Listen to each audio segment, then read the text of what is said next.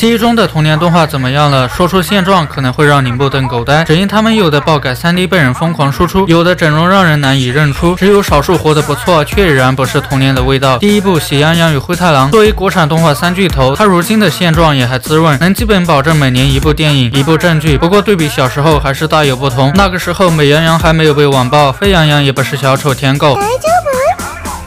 ありがとう、美羊羊さん。是。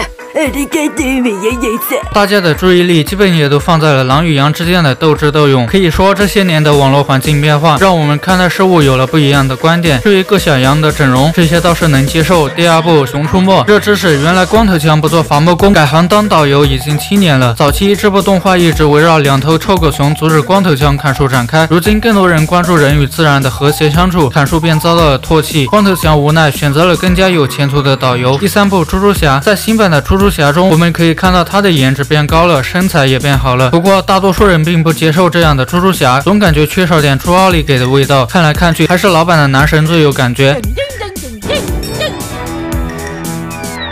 第四部《神兵小将》，不知道的还以为这部动画没后续了，可知道的却必须告诉你，还是不知道的好。因为从第2部开始，《神兵小将》就改成3D 画风了。你所认识的白月光已经恶多了，看看这些粗糙的建模，疯到能当演艺大赏的主角团，应该没人能忍住不拿起键盘输出吧。第5部《魁拔》。